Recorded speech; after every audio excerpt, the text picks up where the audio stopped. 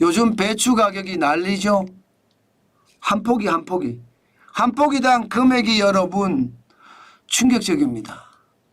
8월 22일 현재로 보면요. 예. 7,293원입니다. 진짜 비싸죠. 이게 2022년 7월 7,600원에 비하면 조금 싸기는 해요. 2022년 7월에 그때가 난리가 났던 금배추 대란 때잖아요. 2023년 10월 4일에도 7,074원이었습니다.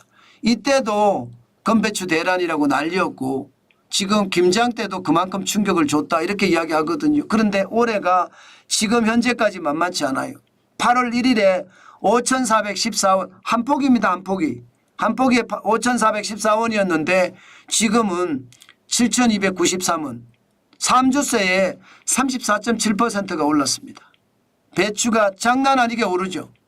이야 진짜 폭우가 지금 시장에 엄청난 물가를 상승시킨다 이런 생각이 드네요. 이렇게 되면 금배추 대란, 배추 대란은 당연히 있을 수밖에 없다 이렇게 생각합니다. 게다가 지금 현재 가을 배추 재배 의향 면적이 전년 대비해서 4.9% 줄어들었습니다. 2019년이 난리가 났을 때거든요. 이때가 1,968헥타르였습니다. 그런데 2024년이 12,513헥타르입니다. 예, 작년 대비해서 줄었어요. 작년에도 말입니다. 보시는 것처럼 2023년 10월 14일에 7,074원이 되면서 김장철에 금배추 대란이 일어났거든요. 지금 8월 22일이니까 아직은 배추를 더 심을 수 있을 거예요. 아마 배추 모종을 하면 충분히 알이 찰 수 있게끔 갈 수도 있을 겁니다. 그런데 7,293원 잘못하면 배추의 대란은 눈을 보듯 불을 보듯 뻔한 것 아닌가 그런 생각이 들 정도입니다. 안 그래도 여러분 우리가 물가 때문에 고통을 받거든요. 지금 물가가 워낙 많이 올라서 점심 한 끼 먹는데도 부담스럽습니다. 점심 한 끼에 만원 기본 들잖아요. 거기에 고기자만 들어가면요.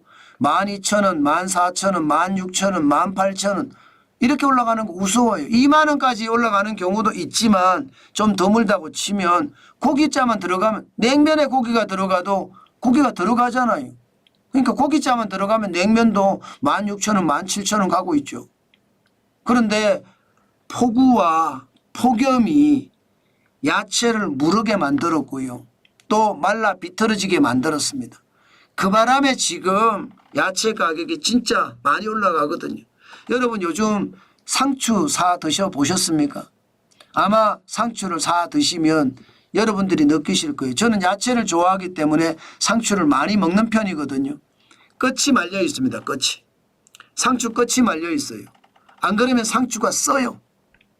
네, 상추가 쓸 때는요. 이게 물이 부족해서 쓴 거거든요. 또 상추 끝이 이렇게 말려 있는 것은 너무 더워서 끝이 말린 거예요. 입이 탄 거예요. 그런데 그런 상추가 여러분 시장에 가면 쉽게 나옵니다. 좋은 상추가 잘 안 나와요. 그 정도로 야채 가격이 많이 올라갔어요. 문제는 이 야채, 신선식품의 가격이 이처럼 올라가면 과연 소비자 물가를 잡을 수 있을까 그런 생각이 들어요. 왜? 생산자 물가가 올라가잖아요. 생산자 물가가 12개월 연속 올라가고 있습니다. 지금 7월에 2.6%까지 올라갔거든요. 그러면 이게 신선식품의 가격이 또 올라가면 생산자 물가는 계속 올라가는 거고 생산자 물가가 2.6%면 소비자 물가가 당연히 올라가는 거죠. 지금 소비자 물가 8월에 제가 봐서는 2.6%가 아니라 더 올라갈 가능성 굉장히 높습니다. 왜? 생산자 물가가 2.6%까지 올라갔으니까 7월에. 일반적으로 생산자 물가는 도매 물가잖아요. 한 달 후에 소비자 물가에 반영이 됩니다. 그렇게 생각을 하면 7월에 2.6%의 물가, 뭐 8월에 소비자 물가는 2.8% 갈 수도 있다. 저는 그런 생각을 합니다. 그럼 물가를 못 잡는다는 뜻이에요. 저는 물가가 쉽게 잡기가 어렵다고 저는 여러분들에게 말씀을 드렸고 그게 현실이 된다고도 말씀을 드렸습니다. 뭐 그만큼 말입니다. 대한민국은 지금 상황이 굉장히 어려워요. 물가를 잡으려 치면 저는 최저임금부터 바꿔야 돼요. 주 52시간제 바꿔야 되고. 그렇지 않고 물가 잡는 거 쉽지 않아요. 경제가 지금 어디서 무너지느냐. 최저임금 때문에 무너지고 있는 거예요. 주 52시간제 때문에 무너지고 있는 거예요. 그런데 그것을 깨닫지 못하는 것 같아서 참 안타깝습니다. 그러니까 제가 경제를 모른다고 생각하는 거예요. 경제를 아는데 입김이 그만큼 작용하지 못한다는 것도 되고요. 아니 야당 핑계 댈 거 없습니다. 왜 야당 핑계 됩니까? 지금 와서. 여당이면 국회의원 수가 적으면 국민들의 힘을 등에 업고서라도 개편할 거는 개편해야 돼요. 바꿔야 될 건 바꿔야 돼요. 지금 지지율로 따지면 여당의 지지율이 많잖아요. 국회의원 수가 적을 뿐이지. 그러면 여론을 등에 업고 충분히 개선할 수 있는 것 아닙니까? 저는 건배추 대란이 나고 물가 대란이 나고 하는 거 말입니다. 결국은 정부의 정책의 실수, 정부의 정책의 미스, 정부의 정책의 추진력 약화 이런 것이 저는 가져온다고 생각합니다. 제발 시장을 바로 보고 현장, 국민들이 속해 있는 그 현장에 정책이 맞도록 만들고요.